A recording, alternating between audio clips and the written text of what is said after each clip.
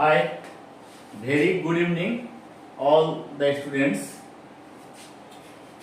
हम लोग अभी यूक्लिड का भाग लेमा पढ़ रहे थे, जिसका स्टेटमेंट इस प्रकार है। यदि a और b दो धनात्मक पूर्णांक हो तथा a को b से विभाजित किया जाए जहां b is not equal to 0, तो ऐसे अद्वितीय पूर्णांक q तथा r प्राप्त होते हैं जहां a equal to B Q plus r, where r is greater than equal to 0 and less than to b। यहाँ a जो है भाज्य है, b जो है भाजक है, q भागफल है और r शेष है। और यह जो स्टेटमेंट है ये बहुत ही सिंपल है कि किसी भी संख्या में अगर एक दूसरी संख्या से हम भाग देते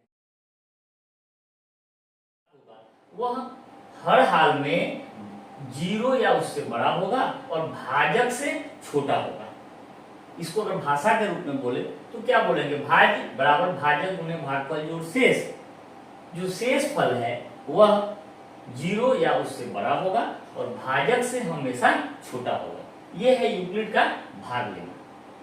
अब हमारे इस 10th क्लास में यूक्लिड का जो भाग लेमा पढ़ना है उसके आधारित हम आपको 3 टाइप का क्वेश्चन पढ़ाएंगे। मात्र 3 टाइप का क्वेश्चन हम आपको पढ़ाएंगे और आप इसको पढ़ने के बाद क्लास 10th के जितने भी क्वेश्चन हैं इससे आधारित आप उसको बनाने में बिल्कुल ही अपने आप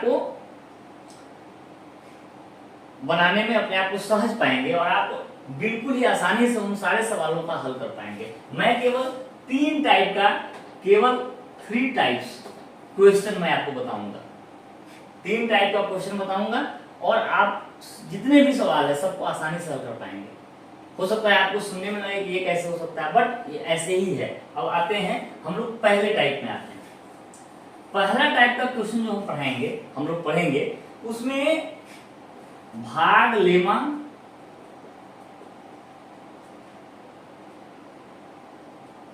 के संख्यात्मक मान पर हम लोग पढ़ेंगे। संख्यात्मक मान पर आधारित प्रश्न।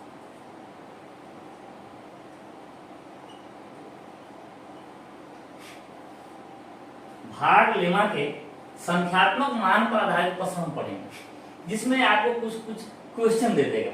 एक जैसे पहला क्वेश्चन है, यदि a बराबर b इंटू सी है, यदि a बराबर b इंटू सी है तो r कितना होगा? सिंपल सा क्वेश्चन है। a कोई संख्या है, उसमें b से भाग देते हैं तो भागफल c आ रहा है, तो यहाँ r क्या है? यहाँ r तो है ही नहीं, तो r नहीं है, इसका मतलब b जो है वह a को पूर्णतः विभाजित करता है। b a को पूर्णतः विभाजित करता है और b जो है a का एक गुणनखंड भी इस स्थिति में कर सकते हैं। तो यहाँ r के जगह पे तो कुछ दिख नहीं रहा है। हमारा जो पैटर्न है a equal to B Q plus R, तो a equal to B C, C तो भागफल है लेकिन r तो कुछ नहीं दिख रहा है। मतलब b जो है c को पूर्णतः विभाजित कर दे पा रहा है और r जो है 0 के बराबर तो हो ही सकता है, 0 हो सकता है या 0 से बड़ा हो सकता है और जो भाजक है उससे छोटा हो सकता है। तो यहाँ r बराबर क्या होगा? तो r बराबर 0। ये उसके संख्यात्मक मान पर प्रश्न है।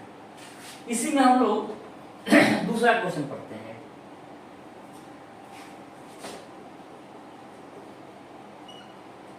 एक संख्या में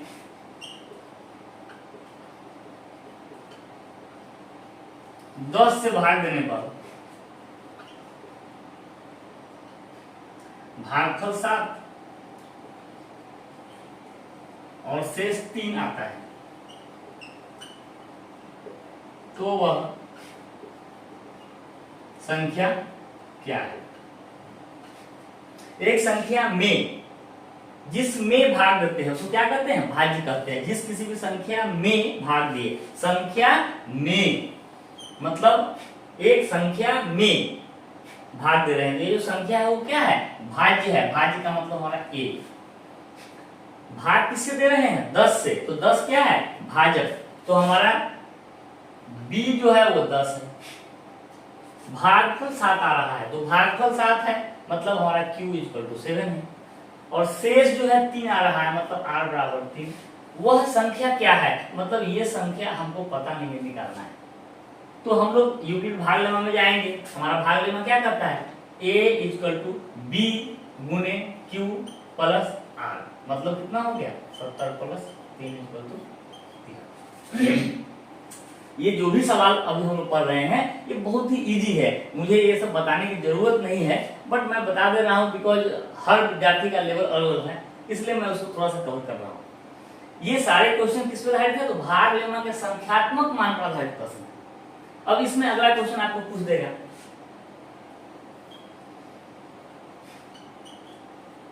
यदि a बराबर 75 है, b इक्वल टू 12 है और q इक्वल टू 6 है, तो r क्या होगा। a 75 है और b जो है 12 है, q 6 है, तो r क्या होगा।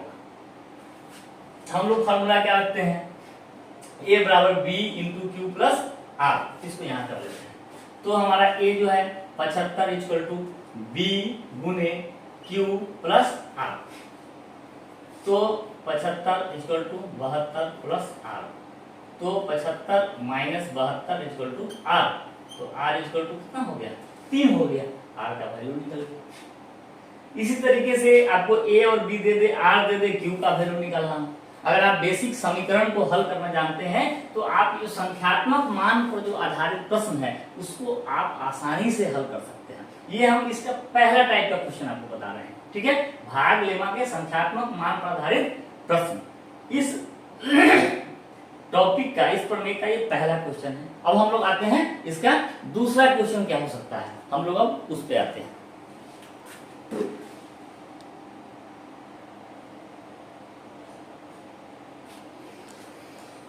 अब हम यूक्लिड भाग लेमा पर आधारित दूसरे प्रकार के प्रश्न पर विचार करते हैं। ये जो प्रश्न है यह भाग लेमा के गणितीय अनुप्रयोग पर प्रश्न कहा जा सकता है, क्योंकि इस प्रश्न में हम संख्यात्मक किसी विशेष संख्यात्मक मान को नहीं निकालेंगे, हम लोग इसमें भाग लेमा का गणित में जो व्यवहार है, इसका गणित में जो इसका उपयोग है, एप्लीकेशन है। मैंने जब इसके पहले वाला वीडियो को यूक्लिड का भाग लेमा जब मैं डाला था तो उस क्लास में मैंने चर्चा किया था कि यूक्लिड का जो भाग लेमा है इसका गणित में बहुत सारा उपयोग है। तो अभी हम लोग ऐसे क्वेश्चन पढ़ेंगे जिसमें यूक्लिड का जो भाग लेमा है उसका गणित में क्या अनुप्रयोग है, इस दूसरे टाइप के क्वेश्चन को भी हम लोग पढ़ेंगे। अब जैसे एक क्वेश्चन है, सिद्ध करें कि कोई भी धन पूर्णांक 2q या 2q प्लस 1 के रूप का होता है। इसी को दूसरे ढंग से ऐसा भी हम लोग पूछ सकते हैं कि सिद्ध करें कि प्रत्येक धनात्मक समपूर्णांक 2q एवं विषम पूर्णांक 2q प्लस 1 के रूप का होता है।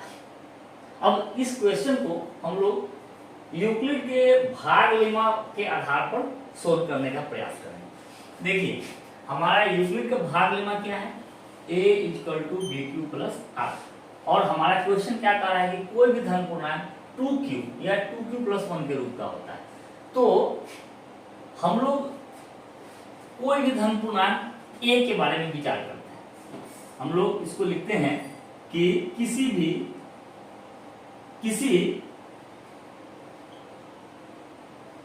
धन पूर्णांक a के लिए हमको किस रूप में लाना है, 2q, और यहाँ क्या होता है हमारा फॉर्मूला bq प्लस r। तो हमको इस यूक्लिड भाग लेमा में b के जगह पर 2 रख करके जांचना है कि क्या आता है। तो किसी भी धन पूर्णांक a के लिए यदि हम a में 2 से अगर भाग दें, अगर हम b यहाँ पे bq तो 2q के रूप में लाना है, तो हम b के जगह पर 2 अर्थात 2 से भाग दें।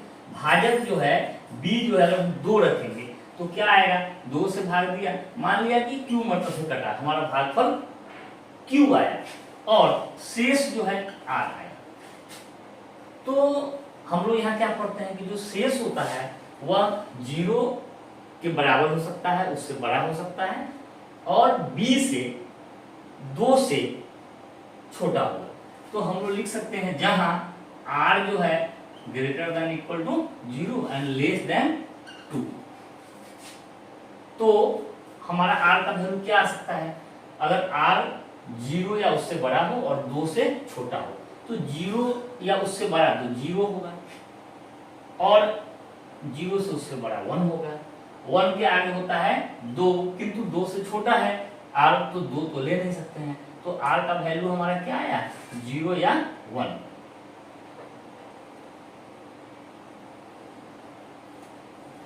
अब हम यहाँ देखेंगे a बराबर क्या होगा, तो 2q प्लस 0 होगा या 2q प्लस 1 होगा, अर्थात a बराबर 2q या 2q प्लस 1। तो हम क्या देखते हैं, किसी भी धन पूर्णांक a में अगर हम 2 से भाग देंगे तो या तो वह 2 से पूरी तरह विभाजित होगा 2q होगा, या नहीं तो वह 2 से भाग देने पर एक शेष उसका आएगा, तो 2q या 2q प्लस 1 के रूप का होता है। ये यूक्लिड के भाग लेमा से हम लोग आसानी से कर सकते हैं। अब इसके दूसरे पार्ट पर विचार करें। प्रत्येक धनात्मक समपूर्णांक 2q और जो विषम पूर्णांक है वो 2q प्लस 1 के रूप का होता है। अब हम इस पर विचार करें, a बराबर 2q या a बराबर 2q प्लस 1। अगर हम इस पे विचार करें a बराबर 2q, इसका क्या मतलब है कि a में 2 से भाग देते हैं तो भागफल जो भी आए q और शेष कुछ नहीं दिख रहा है, मतलब शेष जो है कुछ नहीं आया, शेष 0 आया, अर्थात 2 जो है a को पूर्णतः विभाजित कर दे रहा है। तो a बराबर 2q का क्या मतलब है, हम लिखेंगे कि a इक्वल टू 2q। इसका क्या मतलब है, इट इम्प्लाइज दैट कि 2 a को पूर्णतः विभाजित करता है। तो इसका क्या मतलब है कि जो धन पूर्णांक 2q के रूप में है वह क्या होगा, सम होगा, क्योंकि अगर किसी भी पूर्णांक को 2 से भाग देने पर वह पूर्णतः विभाजित हो जाए तो वह सम संख्या होता है। और विषम संख्या के रूप में क्या होता है, तो उसको 2 से भाग देते हैं तो हर हाल में एक शेष बचता है। अब हम इस पे विचार करें, यदि a बराबर 2q प्लस 1 है, मतलब क्या होगा कि a में 2 से भाग देते हैं तो q भागफल आता है और शेष 1 आता है।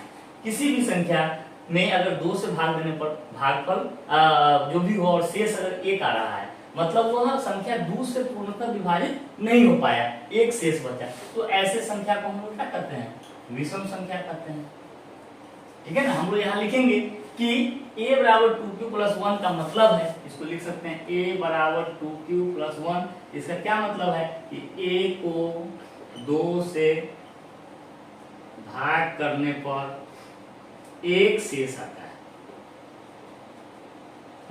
क्या लिखेंगे, a को 2 से भाग देने पर एक शेष आता है, अर्थात a 2 से पूर्णतः विभाजित नहीं हो रहा है। तो वैसी संख्या जो 2 से पूर्णतः विभाजित नहीं होती है उसको क्या कहते हैं, विषम संख्या कहते हैं। अर्थात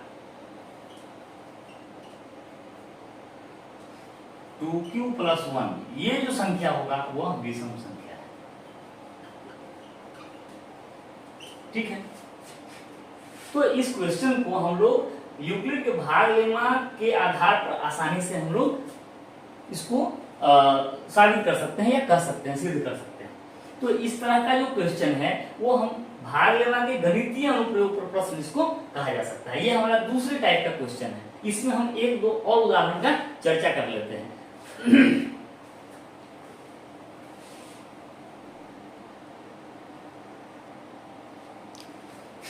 अब भाग लेमा के गणितीय अनुप्रयोग पर आधारित ये हमारा दूसरा प्रश्न है। मैं आपको हर टाइप के कुछ प्रश्नों को हल करके यहाँ बता रहा हूँ, बाकी इस तरह के अन्य प्रश्न भी बहुत सारे प्रश्न हैं, उसको आप अपने अभ्यास के रूप में बनाएंगे। हम आशा करते हैं कि आप इस वीडियो को देखने के बाद आप उसको आसानी से हल कर पाएंगे। तो हम लोग इसके पहले एक उदाहरण ऑलरेडी देख चुके हैं, अभी दूसरा क्वेश्चन इसके भाग लेमा पर आधारित है। कोई भी सिद्ध करें कि कोई भी विषम धन पूर्णांक 6q प्लस 1, 6q प्लस 3 या 6q प्लस 5 के रूप का होता है। कोई भी विषम धन पूर्णांक लिखा कि मान लेते हैं, माना कि a एक विषम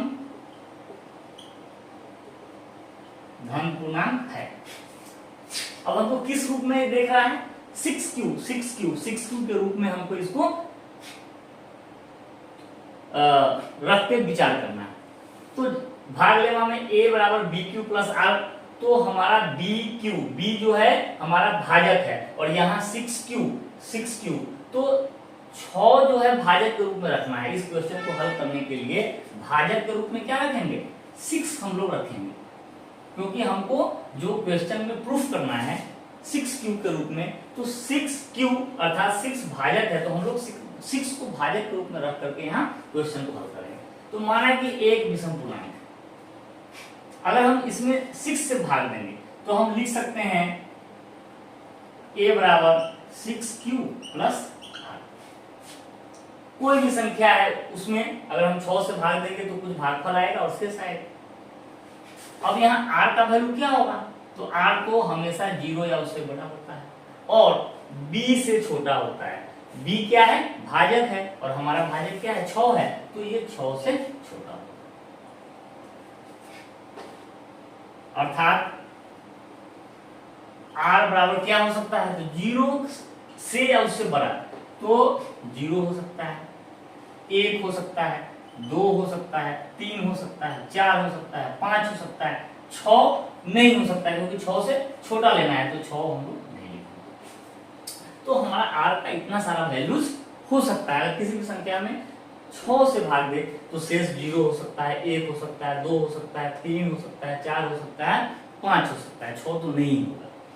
तो अब हम a को कैसे लिख सकते हैं, तो हम a को लिख सकते हैं 6Q plus 0, 6Q plus 1, 6Q plus 2, 6Q plus 3, 6Q plus 4 और 6Q प्लस 5। a को हम इतना सारा रूप में लिख सकते हैं, परंतु हमारा a क्या है, विषम धन पूर्णांक है। a क्या है, विषम धन पूर्णांक है। तो जो भी विषम धन पूर्णांक होता है, हम लोग इसके पहले वाले उदाहरण में पढ़े हैं। विषम धन पूर्णांक हम लोग कैसे जानेंगे कि कोई भी संख्या विषम है। आपको विषम धन पूर्णांक के बारे में पूछा जा रहा है, तो कोई भी संख्या विषम कब कहलाती है, जब उस संख्या में 2 से भाग देने पर 1 शेष बचे, तो वह संख्या विषम कहलाता है। अगर 2 से भाग दिया और 0 शेष आए तो सम हो जाएगा। तो अगर a विषम धन पूर्णांक है तो हमको उसको जांचने के लिए क्या करना होगा, 2 से भाग देना पड़ेगा। बिना 2 से भाग दिए हुए हम पता नहीं कर सकते हैं कि कोई संख्या सम है कि नहीं। अब 2 से भाग देकर जांचना है तो हमको भाजक क्या रखना पड़ेगा, 2 रखना पड़ेगा। तो हमारा a का फॉर्म इतना सारा आया। अब हम पहले फॉर्म में विचार करें, 6Q, a बराबर 6Q प्लस 0 अर्थात 6Q हुआ। तो इसमें अब हमको 2 से भाग देंगे, तो 2 से भाग देंगे तो क्या आएगा, 3 इंटू क्यू। यहाँ तो शेष 0 था तो यहाँ भी 0 ही आएगा। हम देख रहे हैं कि अगर 6Q प्लस 0 के फॉर्म का है तो 2 से भाग देने पर ये 3Q भागफल आया और शेष आ गया 0। अर्थात ये जो फॉर्म है ये 2 से पूर्णतः विभाजित हो गया, तो ये तो विषम नहीं होगा, ये सम होगा। अब हम विचार करते हैं 6Q प्लस 1 पे, तो a बराबर 6Q प्लस 1 अगर हो, अब हम इसमें 2 से भाग देंगे तो हम 2 इंटू क्यू के फॉर्म में लिखेंगे, तो 2 इंटू 3Q और यहाँ तो कॉमन आ नहीं पाएगा तो प्लस 1। अब हम इस फॉर्म में अगर देखते हैं तो क्या पाते हैं, 2 से भाग देने पर 3Q भागफल आया और 1 शेष बच गया। तो किसी भी संख्या में अगर 2 से भाग देने पर 1 शेष बचता है तो वो तो विषम है। इसका मतलब ये जो है हमारा विषम संख्या है। फिर हम लोग अगले संख्या पर विचार करते हैं। अगर a बराबर 6Q प्लस 2 होगा, अब हम इसमें 2 से भाग देंगे तो यहाँ क्या होगा, 3Q और ये 2 जो है यहाँ भी हम कॉमन ले सकते हैं तो 3Q प्लस 1 और यहाँ 2 गुने भागफल, ये भाजक गुने भागफल ये हो गया, तो हमारा शेष तो 0 ही हो गया। हम देखते हैं इस फॉर्म को अगर विचार करें तो 2 से भाग देने पर 0 शेष आ रहा है, मतलब ये जो है हमारा सम संख्या है, विषम संख्या नहीं है। अब हम आते हैं अगले फॉर्म 6Q प्लस 3 पे। अगर a बराबर 6Q प्लस 3 है तो हम लोग फिर देखते हैं 2 इंटू 3Q प्लस यहाँ पे हमारा 3Q जो है तो इसको ऐसे हम लोग कर लें, ज्यादा अच्छा होगा। 2 इंटू 3q प्लस 3 को 2 इंटू 1 प्लस 1, तो यहाँ 2 कॉमन लेंगे तो 3q प्लस 1 और प्लस 1, तो ये हो गया हमारा 2 गुने ये हो गया q भागफल और ये हो गया शेष। अर्थात 6q प्लस 3 जो है वो भी हमारा विषम संख्या का रूप है, ये सही है। अब हम लोग अगले संख्या पर विचार करते हैं, 6q प्लस 4, तो यहाँ 2 कॉमन लेंगे तो 3q प्लस 2 आ गए, अर्थात शेष तो 0 हो गए। तो ये जो संख्या हुई ये सम संख्या का फॉर्म हो गया, एक विषम संख्या नहीं है। फिर उसी तरह हम 6q प्लस 5 को देखेंगे ये सम संख्या है कि नहीं। तो 6q प्लस 5 को अगर हम चेक करेंगे सम संख्या है कि नहीं, तो क्या करना होगा, हमको 2 से भाग करना पड़ेगा। तो 2 से भाग करेंगे तो यहाँ हो जाएगा 3q, और इसमें 2 से भाग करेंगे तो 2 इंटू 2 और एक शेष बचेगा। फिर हम 2 को कॉमन ले सकते हैं, 3q प्लस 2 और प्लस 1। तो अब हम पाते हैं कि 6q प्लस 5 जो है वो 2 से अगर उसमें भाग किए तो ये भागफल आया और एक शेष बचा। जहां भी एक शेष बच रहा है वो सब विषम है। तो अब हम क्या पाते हैं, 6q प्लस 1, 6q प्लस 3 और 6q प्लस 5, इसको अगर देखेंगे तो ये तीनों संख्या जो है यही विषम धन पूर्णांक है, बाकी तो सम आ गया। तो हम कह सकते हैं कि यदि हम क्या माने थे कि ये विषम धन पूर्णांक है, तो 6q प्लस 0, 6q प्लस 2 और 6q प्लस 4 ये तो सम संख्या निकल गया, ये विषम तो आया नहीं।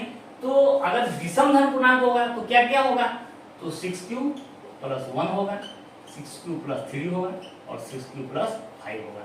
तो इस प्रकार हम कह सकते हैं, इस प्रकार यह सिद्ध हुआ कि कोई भी विषम धन पूर्णांक या तो 6q प्लस 1 होगा, 6q प्लस 3 के रूप का होगा या 6q प्लस 5 के रूप का होगा। हम लोग यहाँ लिख सकते हैं कि इस प्रकार यह साबित हुआ कि कोई भी विषम धन पूर्णांक 6q प्लस 1, 6q प्लस 3 या 6q प्लस 5 के रूप का होता है।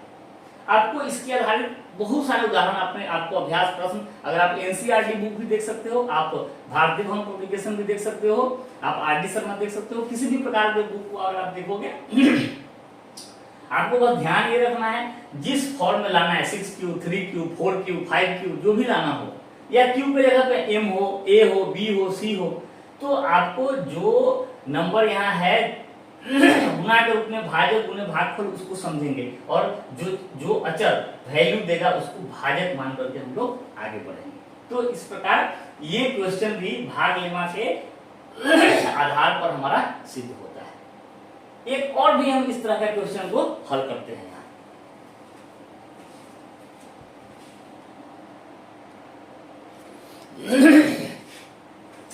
अब भाग लेमा के गणितीय उपयोग पर ये हम तीसरा क्वेश्चन आप लोगों को उदाहरण के रूप में रख रहे हैं। इस क्वेश्चन को पढ़ने के बाद तो आप बिल्कुल ये समझ जाओगे कि भाग लेमा का क्या उपयोग है हमारे गणितीय रूप में। अब ये क्वेश्चन क्या है, सिद्ध करें कि एक पूर्णांक के वर्ग में यदि 4 से भाग दिया जाए तो शेष 0 अथवा 1 आएगा।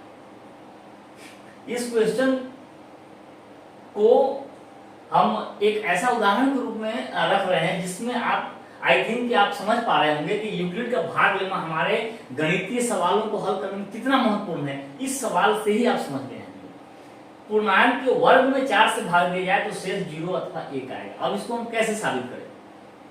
है तो बहुत सिंपल है, कोई भी पूर्णांक है उसका अगर हम स्क्वायर करें और उसमें 4 से भाग दे तो हर हाल में या तो 0 शेष आएगा या 1 शेष आएगा। हम इसको उदाहरण देकर के भी बना सकते हैं। मान लेते हैं 1 का वर्ग है, 1 आए, अब 1 में 4 से भाग दीजिए तो 4 इंटू 0 प्लस 1, 1 शेष आए। 2 का वर्ग है तो 2 दूनी 4, अब इसको भाग देंगे तो 4 गुणे 1 प्लस 0, 0 शेष आए। 3 का वर्ग है, 3 तिया 9, तो 4 से भाग देंगे 4 दूनी 8 प्लस 1 9। 4 का वर्ग है 16, तो 4 गुणे 4 plus 0, BQ plus R, BQ plus R, BQ plus R। तो हम देख रहे हैं कि हर स्थिति में शेष या तो 1 है नहीं तो 0 है, 1 है नहीं तो 0 है। इसको हमको प्रूफ करना है। हम भाग लेमा, यूक्लिड के भाग लेमा का उपयोग करके इसको बहुत ही आसानी से प्रूफ कर सकते हैं।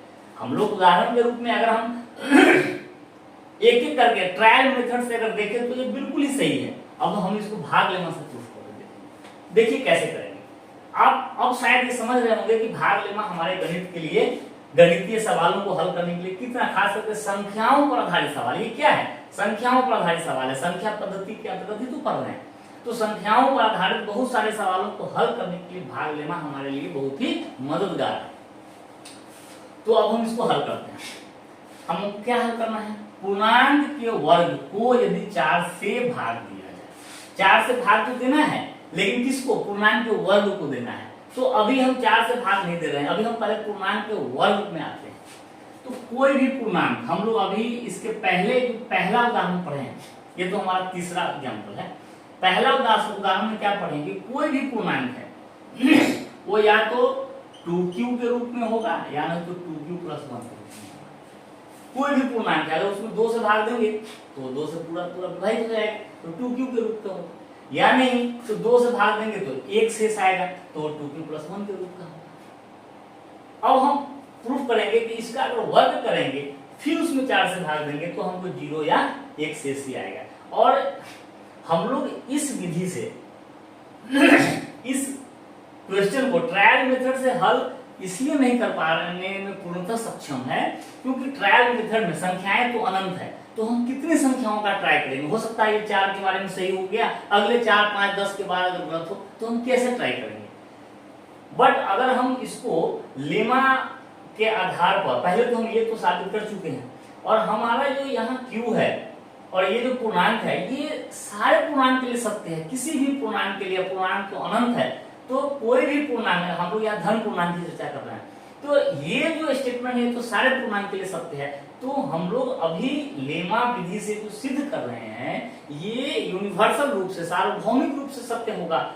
ट्रायल मेथड से हम सार्वभौमिक रूप से सत्य नहीं कर सकते हैं। तो हम लोग पढ़े हैं कि कोई भी पूर्णांक है तो 2q नहीं तो 2q + 1 के रूप का होता है। अब हम जो है इसका स्क्वायर करते हैं। तो हम लोग मान लेते हैं कि कोई भी पूर्णांक है, यहाँ a है, तो अब हम a का अगर वर्ग करेंगे तो ये क्या आएगा? 4q², या नहीं तो क्या आएगा? इसको ऐसे लिख देते हैं 2q + क्या है, या नहीं तो 2q + 1 के स्क्वायर कर देते हैं। इसका मतलब है किसी भी पूर्णांक का वर्ग या तो 4q² होगा, या नहीं तो 4q² + 4q + 1। कोई भी पूर्णांक का वर्ग अगर करेंगे या तो वो 4q² के रूप का होगा, या नहीं तो 4q² + 4q + 1 के रूप का होगा। अब हम आते हैं, पूर्णांक का वर्ग तो आ गया, अब इस वर्ग को 4 से भाग देना है तो 0 या 1 से आएगा, ये हमको प्रूफ करना है। तो अब हमारे पास अभी भी 2 स्थितियां हैं। पहला स्थिति क्या है?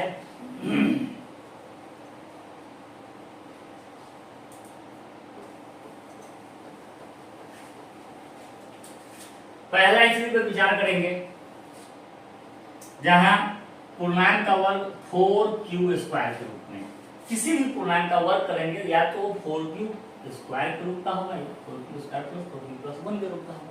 तो अगर हम इस रूप पे विचार करें तो ये तो बिल्कुल देखने में लग रहा 4 × q²। ये 4 भाजक गुने ये भागफल है, शेष तो कुछ है नहीं, मतलब 0 है। तो हम ये साबित तो कर ही दिए कि अगर किसी भी पूर्णांक के वर्ग में 4 से भाग देंगे तो भागफल जो भी आए पट शेष जो है 0 आएगा। अब हम दूसरी स्थिति के बारे में चर्चा करें जहां हम लोग लिखा 4q² + 4q + 1। अब हम यहाँ पे देखेंगे इसको हम 4 से भाग दे रहे हैं, है ना? हमको कितने से भाग देना है? 4 से। तो यहाँ क्या आएगा? q² + q और 1 तो बचा ही है। अब ये हमारा भाजक हो गए और ये जो है हमारा भागफल हो गया। तो 4 गुने भागफल जोड़ शेष, तो शेष क्या आ गया? 0 आ गया। हमारे पास 2 ही स्थितियां हैं, किसी भी पूर्णांक का वर्ग अगर होगा तो या तो 4q² के रूप का होगा या 4q² + 4q + 1 के रूप का होगा। और अगर ये 4q² के रूप में होगा तो शेष 0 होगा अगर 4 से भाग करेंगे, और अगर इस रूप का है तो 4 से भाग करेंगे तो 1 से आएगा। अतः हम लोग लिख सकते हैं कि अतः यह साबित होता है कि किसी भी पूर्णांक का वर्ग किसी भी पूर्णांक के वर्ग में 4 से भाग देने पर 0 अथवा 1 शेष बचेगा, यह कथन साबित होता है। तो यूक्लिड के भाग लेमा पर आधारित हमने बोला था कि हम 3 प्रकार के सवाल को बताएंगे और आप इस 3 प्रकार के क्वेश्चन में को पढ़ने के बाद किसी भी सवाल को आप अपने क्लास के जो भी क्वेश्चन है उसको हल कर सकते हैं। पहला मैं बताया था संख्यात्मक मान निकालने पर प्रश्न, दूसरा मैंने अभी पढ़ा, हम लोगों ने पढ़ा भाग लेमा के गणितीय अनुप्रयोग पर प्रश्न। इसमें मैंने 3 उदाहरण लेकर के आपको समझाया। बाकी जो इस पर आधारित क्वेश्चन है आप खुद से उसको करने का प्रयास करें, आशा है कि आप उसका सभी क्वेश्चन हल कर पाएंगे। अब बशर्ते आप इस वीडियो को अच्छे ढंग से देखें। अब हम इसका तीसरा टाइप के बारे में पढ़ेंगे, मतलब यूक्लिड के भाग लेमा पर आधारित तीसरा प्रश्न क्या होगा, तीसरे टाइप का प्रश्न। अब हम लोग क्या पढ़ेंगे कि यूक्लिड के भाग लेमा पर आधारित तीसरे टाइप का प्रश्न जो आपके क्लास में पढ़ना है।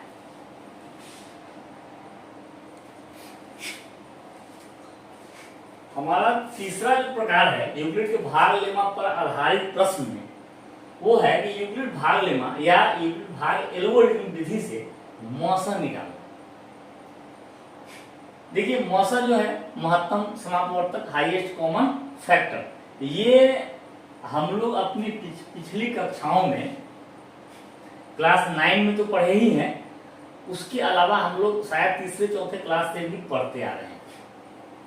हम लोग बचपन में या काफी पहले के क्लास में जो मौसा निकालना सीखे थे वो 2 विधि से हम लोग अभी तक सीख चुके हैं। पहला विधि है भाग विधि और जो दूसरा विधि है जिसको हम लोग कहते हैं अभाज्य गुणनखंडन विधि। 2 विधि से मौसा निकालना हम लोग सीख चुके हैं। अब हम लोग तीसरी विधि है यूक्लिड भाग एल्गोरिथम। हम लोग अपने पहले वाले वीडियो में ये चर्चा कर चुके हैं कि एल्गोरिथम क्या है। लेमा तो बोलते हैं सिद्ध कथन है, माने यूक्लिड भाग लेमा मतलब भाग की क्रिया से रिलेटेड यूक्लिड का एक कथन है, सिद्ध कथन है, एक स्टेटमेंट है। और एल्गोरिथम क्या होता है, किसी टास्क को, किसी समस्या को हल करने के लिए जो चरणबद्ध प्रक्रिया होती है उसको हम एल्गोरिथम कहते हैं। तो एक्चुअली मौसा जो हम निकालते हैं वह भाग लेमा पर आधारित है, भाग लेमा के थ्योरी से निकलता है, लेकिन जो मेथड यूज किया जाता है वो है यूक्लिड भाग एल्गोरिथम, क्योंकि इसमें हम लोग कुछ प्रक्रिया से गुजरेंगे, एक स्टेप बाय स्टेप मेथड है मौसा निकालने का। जब हम लोग यूक्लिड भाग एल्गोरिथम से मौसा निकालेंगे, इसका मतलब ये है कि हम लोग एक चरणबद्ध स्टेप बाय स्टेप मेथड का प्रयोग करते हुए मौसा निकालते हैं। हम लोग 2 विधि तो पढ़ चुके हैं, भाग विधि और अभाज्य गुणनखंडन।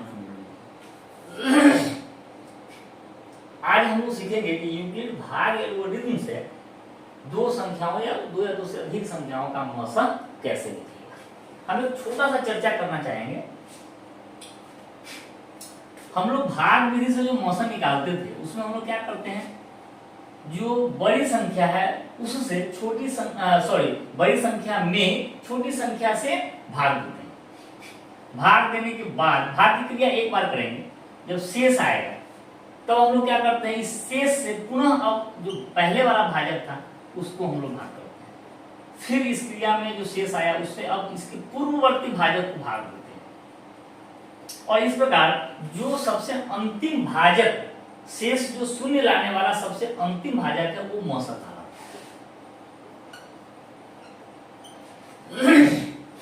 और जो अभाज्य गुणनखंडन विधि है उसमें हम लोग क्या करते थे कि एक संख्या जो है उसका अभाज्य गुणनखंडन करते हैं, दूसरी संख्या जो है उसका भी अभाज्य गुणनखंडन करते हैं, और दोनों संख्या में जो उभयनिष्ठ गुणनखंड होता है, कॉमन फैक्टर होता है, उन सारे कॉमन फैक्टर को हम लिखते हैं। जितने भी उभयनिष्ठ गुणनखंड है, जैसे यहाँ एक ये है और एक ये है, कॉमन फैक्टर। तो कॉमन फैक्टर जो है हम लोग यहाँ पे केवल क्या देखते हैं, 2 ही है, और इससे बड़ा तो है ही नहीं, तो हमारा हाईएस्ट कॉमन फैक्टर भी 2 ही हो गया। या ऐसा कह सकते हैं कि जब अभाज्य गुणनखंडन विधि से हम लोग मौसा निकालते हैं तो जो भी उभयनिष्ठ गुणनखंड है, मैक्सिमम घात उभयनिष्ठ जो भी हो वो उसका मौसा कहलाता है। तो यहाँ मैक्सिमम एक ही बार हम लोग का कॉमन फैक्टर आ रहा है, जैसे 2 आ रहा है एक बार, तो 2 की पावर 1 ले लेंगे, बाकी यहाँ 2 है तो यहाँ है ही नहीं, 5 भी इधर है ही नहीं, मतलब खत्म हो गया, इसका मौसा जो है 2 आ। तो ये हो गया अभाज्य गुणनखंडन विधि से, और ये हो गया भाग विधि से मौसा निकालना। हम लोग अब सीखेंगे यूक्लिड के भाग एल्गोरिथम से मौसा निकालना। यहाँ हम एक बात का चर्चा करना चाहेंगे, हम लोग अभी तक ये जो विधि है इसका तो समझ में आ रहा है कि जो भी हाईएस्ट कॉमन फैक्टर है, जो दी हुई संख्याओं जिनका मौसा निकालना है, उन संख्याओं के अभाज्य गुणनखंडन करने के पश्चात जो भी अधिकतम घात वाले कॉमन गुणनखंड है, उन सबों का जो गुणनफल है वो हाईएस्ट कॉमन फैक्टर या मौसा कहलाता है। लेकिन भाग विधि में अगर आप कभी गौर किए होंगे तो क्या आप कभी ये सोचा कि हम लोग इस तरह क्यों करते हैं? 10 से भाग दिया, अब 6 और फिर यहाँ 10 को उतार दिया, फिर जो शेष आया उसको भाजक बना करके फिर पहले वाले भाजक को उतार दिया। तो ये क्यों करते हैं? मौसा निकालने के लिए ये क्यों करते हैं? इसके पीछे क्या तर्क है? अगर आप कभी विचार किए होंगे तो आपको क्या कुछ ऐसा जवाब मिला कि ऐसा हम लोग क्यों करते हैं? तो आप जरूर ही उसको कमेंट में डालें। और अगर आप कभी विचार नहीं किए हो तो आप बस ये सोचिए कि हम लोग इस तरह क्यों करते हैं। मौसा निकालने के लिए इस तरह का प्रयोग, इसका कोई तर्क है कि हम लोग इस तरह से क्यों करते हैं? मैं इस प्रोसेस को गलत नहीं बता रहा हूं, ये प्रोसेस बिल्कुल सही है, बट इस तरह से शेष को भाजक बना देना, फिर पूर्ववर्ती भाजक को भाग देना, ऐसा क्यों करते हैं? इसके पीछे क्या तर्क है? अगर आप ये तर्क के बारे में कभी सोचे हो, अगर आप जवाब न पाए हो, तो आज के इस वीडियो में इसका जवाब आपको निश्चित रूप से मिल जाएगा। और हम लोग उस जवाब के पीछे यूक्लिड भाग एल्गोरिथम या यूक्लिड भाग लेमा का ही तर्क है। हम लोग भाग विधि से जब मौसा निकालते हैं तो शेष को भाजक बना देते हैं और पूर्ववर्ती भाजक में हम लोग शेष से भाग देते हैं। तो इस तरह से क्यों करते हैं? इसका जो तर्क है, इसके पीछे जो भी सिद्धांत है वो यूक्लिड भाग लेमा का ही सिद्धांत है। तो अभी हम लोग इसको पढ़ते हैं। अच्छा, हम लोग अपने बुक में जो दिया गया है यूक्लिड भाग एल्गोरिथम से मौसा निकालना, उसमें हम बाद में आएंगे, पहले हम सीखेंगे 10 और 16 का मौसा निकालना है। हम लोग क्या करेंगे, जो बड़ी संख्या है जैसे 16, उससे उसमें छोटी संख्या से भाग देंगे। तो हम 16 से 10 में भाग देंगे, तो 10 गुने 1 जोड़ 6, a बराबर bq प्लस r, यूक्लिड भाग लेमा का कथन आ गया, या उसके आधार पर हम बढ़ रहे हैं। और मौसा निकालने का मतलब क्या होता है कि इन दोनों संख्याओं में उभयनिष्ठ गुणनखंड, सबसे बड़ा उभयनिष्ठ महत्तम सम अपवर्तक, मतलब सबसे बड़ा कॉमन फैक्टर क्या है, ये हम निकालने की कोशिश कर रहे हैं। तो इसके लिए हम बड़ी संख्या में छोटी संख्या से भाग देंगे, ये पता करने के लिए कि क्या ये जो 10 है वो 16 को पूर्ण रूप से विभाजित कर पाता है कि नहीं। सपोज करें कि अगर ये 10 जो है 16 को पूर्णतः विभाजित कर देता है और यहाँ पे 0 0 आ जाता है, तो हम कहते कि ये जो संख्या है वह 16 और इसका मौसा है। सपोज करें कि 16 और 8 का मौसा निकालना हो, तो हम इसको 8 गुने 2 प्लस 0, मतलब ये है कि 8 16 को पूर्णतः विभाजित कर रहा है, शेष 0 आ रहा है, मतलब 16 को पूर्णतः विभाजित कर रहा है। तो इसका मतलब क्या है कि 8 जो है 16 का एक गुणनखंड है और 8 अपने आप का भी गुणनखंड होगा। तो हम लोग लिख सकते थे कि HCF जो है वो 8 है, अगर ये पूर्णतः विभाजित कर देता तो। लेकिन हमको यहाँ जो ज्ञात है, जो संख्या दी हुई है वो क्या है, 10 है। तो हम 10 से जब इसमें भाग कर रहे हैं तो हमारा 6 शेष आ रहा है, मतलब कॉमन फैक्टर नहीं मिल पाया। अगर कॉमन फैक्टर मिलता, अगर ये इसको विभाजित कर देता, 10 16 को विभाजित कर देता, तो कॉमन फैक्टर यहीं पे मिल जाता, तो हमको आगे प्रक्रिया को बढ़ाने की जरूरत नहीं थी। अब हमको कॉमन फैक्टर नहीं मिल रहा है, हम अपनी प्रक्रिया को फिर आगे बढ़ाएंगे, इसीलिए इसका नाम रखा है एल्गोरिथम, स्टेप बाय स्टेप आगे बढ़ना। तो 16 और 10 में कोई भी कॉमन फैक्टर नहीं मिला, हमको क्या पता करना है, मौसा माने कॉमन फैक्टर, जो बड़ा से बड़ा कॉमन फैक्टर। तो अगर 10 से 16 को विभाजित कर देता तो 10 ही वो बड़ा से बड़ा कॉमन फैक्टर हो जाता, लेकिन यहाँ 10 विभाजित नहीं कर पाए। अच्छा, 10 से विभाजित करने पर शेष क्या आया, 6। इसका मतलब है कि हमको अब ये देखना है कि 10 और 6 में कोई कॉमन फैक्टर है कि नहीं। अगर 10 और 6 में कोई कॉमन फैक्टर मिल जाता, अगर 10 और 6 में कोई कॉमन फैक्टर मिल जाता, तब हम इसको आसानी से जो है गुना के रूप में, मतलब b गुने q, r नहीं रहता, b गुने q के रूप में लिख सकते थे, तो मौसा निकालना आसान था। तो अब हम इसको क्या करेंगे, 10 को अब हम 6 से भाग देंगे, तो यहाँ आएगा 6 गुने 1 प्लस 4 प्लस 6। अगर ये 6 जो है 10 को पूर्णतः विभाजित कर देता तो भी कॉमन फैक्टर निकल जाता। अगर ये 10 को 6 पूर्णतः विभाजित करता तो कॉमन फैक्टर निकल जाता। अगर सपोज करें यहाँ पे 5 आता, अगर हम यहाँ पे क्या रखते हैं 15 और 10 का, तो हम लोग यहाँ क्या लिखते हैं 5। तो 10 और 15 में कॉमन फैक्टर तो नहीं आया, लेकिन 5 और 10 में तो कॉमन फैक्टर है, 5 गुने 2 प्लस 5, इसका मतलब है 5 गुने 2 प्लस 1। इसका क्या मतलब है कि ये जो 5 जो BQ के रूप में आ गया, जो पूरा पूरा काट दिया 0, तो हम 10 से शुरू किए थे, तो 15 और 10 में जो कॉमन फैक्टर पहला आया वो कौन आया, 5 आया, तो इस प्रकार मौसम 5 होगा। लेकिन हम लोग 10 और 16 पे विचार कर रहे थे ना, तो हम लोग फिर से आएंगे, 16 यहां लिखेंगे और ये आ गया 6, तो 16 को 10 से भाग दिया, पूर्णतः नहीं कट पा रहा है, 6 शेष आ जा रहा है। अब हम ये पता करेंगे कि 6 और 10 में कॉमन फैक्टर क्या है कि नहीं। अगर 6 और 10 में कॉमन फैक्टर आ जाएगा तो हम यहाँ पे आसानी से मौसा निकाल सकते हैं।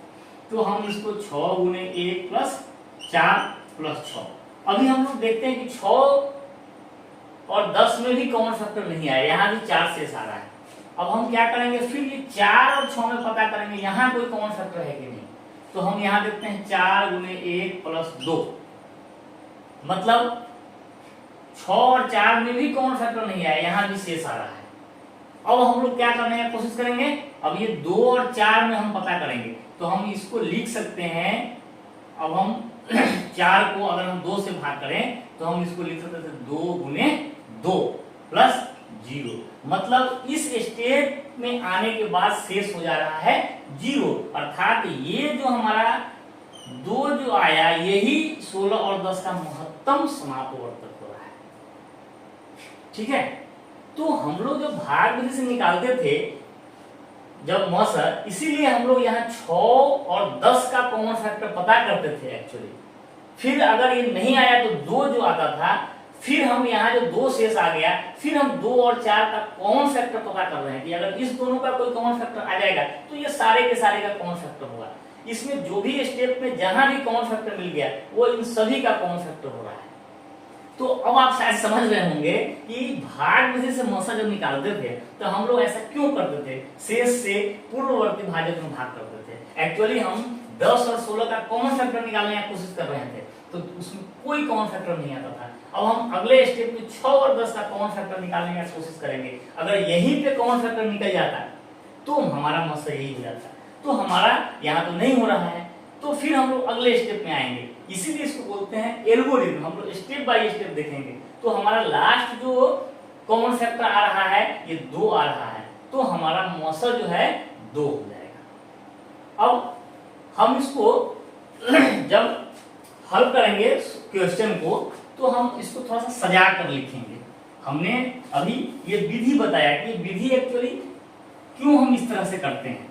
अब हम इसको थोड़ा सजा कर लिखेंगे ताकि हम लोग उसको आसानी से समझ सके। तो हम लोग क्या करते थे, 16 है, 10 गुने 1 जोड़ 6, 16 को 10 से हम लोगों ने भाग दिया, कॉमन फैक्टर नहीं मिला। अब हम लोग क्या करेंगे, 10 और 6 का कॉमन फैक्टर पता करेंगे। 10 और 6 में यदि कॉमन फैक्टर मिल जाएगा तो ये दोनों का कॉमन फैक्टर इसको काटेगा तो इसको भी काट देगा। तो अब हम 10 का कॉमन फैक्टर पता करेंगे किसके साथ, 6 के साथ। तो 6 गुने 1 प्लस 4, अभी भी कॉमन फैक्टर नहीं मिल पाया क्योंकि 4 शेष आया। अब हम क्या करेंगे, 4 और 6 का कॉमन फैक्टर पता करेंगे। तो 6 बड़ी संख्या 6 है, 4 से भाग करेंगे तो यहाँ पे आ गया 2, मतलब 6 और 4 में भी कॉमन फैक्टर नहीं आया। फिर अब हम इन दोनों का कॉमन फैक्टर पता करेंगे। तो हम लोग क्या देखेंगे, 4 बड़ी संख्या है तो 4 को इस 2 से भाग करेंगे, 2 गुने 2 प्लस 0, मतलब जो सबसे बड़ा कॉमन फैक्टर जो है आया वो कौन सा आया, 2 आया। तो सबसे बड़ा कॉमन फैक्टर आया वो कौन आया, 2 आया। इसलिए 10 और 16 का जो मसा होगा वो क्या होगा, तो अर्थात 10 और 16 का मसा इक्वल टू 2 आएगा। तो अब आप समझ पा रहे होंगे कि हम लोग भाग विधि में ऐसा क्यों करते थे, और जो यूक्लिड का भाग एल्गोरिथम में बार बार हम लोग इस तरह से स्टेप क्यों लिखते हैं। इसका कारण बस यही है कि 16 और 10 का मसा निकालना है। तो पहली बार में 16 को 10 से भाग किया, हमारा शेष पर 0 नहीं आया, तो हम लोग इन दोनों का कॉमन फैक्टर निकालेंगे। अगर इन दोनों का कॉमन फैक्टर ये इसका 10 और 6 एक दूसरे का अगर 6 उसको विभाजित करता तो यहीं पे हमारा मसा निकल जाता, लेकिन नहीं हो पाया, 4 आ गया। फिर 6 और 4 का हम लोग कॉमन फैक्टर निकाले, फिर से शेष आया, फिर 4 और 2 का कॉमन फैक्टर निकाले, तो यहाँ हमारा 0 आ गया। तो जहां हमारा ये 0 शेष आ गया उसका जो भाजक जो था यही हमारा जो है मसा हो गया। तो हम लोग क्या लिखेंगे, यहाँ पे एक चीज और भी लिख सकते हैं, मसा 4 2 बराबर मसा 6 4 इक्वल टू मसा 10 6 इक्वल टू मसा 16 10 इक्वल टू 2। 4 2 का मसा 2 आया, 6 4 का मसा भी 2 होगा, फिर 10 6 का भी मसा 2 होगा, फिर 16 10 का भी मसा 2 होगा। तो इसलिए इस विधि का नाम रखा गया यूक्लिड भाग एल्गोरिथम, मतलब स्टेप बाय स्टेप हम पहले 16 और 10 का पता करेंगे, नहीं मिलेगा 10 6 का पता करेंगे, फिर 6 4 का पता करेंगे, फिर 4 और 2 का पता करेंगे। इस प्रकार स्टेप बाय स्टेप जाने से जहां हमको कॉमन फैक्टर एक मिल गया, शेष 0, मतलब ये दोनों एक दूसरे का विभाजन, यानी ये इसको विभाजित कर रहा है, ये इसका कॉमन फैक्टर एक फैक्टर हो गया, तो एक 4 2 का फैक्टर मिल गया, 6 4 का भी वही होगा, 10 6 का वही, 16 तो यूक्लिड भाग लेमा पर आधारित आपको अपने क्लास में 3 प्रकार के प्रश्न हल करने हैं। पहला संख्यात्मक मान पर प्रश्न, दूसरा गणितीय अनुप्रयोग पर प्रश्न, और तीसरा यूक्लिड भाग लेमा या यूक्लिड भाग एल्गोरिथम के आधार पर मौसा निकालने का प्रश्न। तो आशा है आप लोग इसको अच्छी तरह से समझ पाए होंगे। और आप इस तीनों प्रकार के प्रश्नों का हल किसी भी बुक से आप अभ्यास कर लीजिए, एनसीईआरटी से कर सकते हैं, भारतीय भवन से कर सकते हैं, स्टूडेंट फ्रेंड पब्लिकेशन है उससे कर सकते हैं, किसी भी, और या आरडी शर्मा से कर सकते हैं। आप उसको आसानी से हल कर पाएंगे। आप इस चैप्टर पर आधारित यूक्लिड भाग लेमा, अभी इसमें एक टॉपिक और पढ़ना है, अंकगणित का आधारभूत प्रमेय, इसको हम अगले वीडियो में अगले क्लास में करेंगे। ये हमारा संख्या पद्धति वास्तविक संख्या का दूसरा क्लास था। पहले क्लास में यूक्लिड भाग लेमा प्रमेय प्रमेय संख्या थोड़ा सा पिछले कक्षा का रिवीजन किया, यूक्लिड भाग लेमा के बारे में पढ़ा। आज हम लोग यूक्लिड भाग लेमा पर आधारित क्वेश्चन को हल करने के बारे में सीखा। अब अगले दिन के क्लास में हम लोग अंकगणित का जो आधारभूत प्रमेय है उसको पढ़ेंगे और उस पर आधारित जो क्वेश्चन है उसको हम चर्चा करेंगे। तो आशा है आप लोगों को ये क्लास जो है अच्छा लगा होगा, और आप इस पर आधारित जो क्वेश्चन है उसको निश्चित रूप से बनाइए, और अपना जो मंतव्य है आप इसको क्या समझे, आपका अगर कुछ कमेंट्स हो तो आप निश्चित रूप से डालें, और वीडियो को लाइक और सब्सक्राइब भी करें। बहुत बहुत धन्यवाद।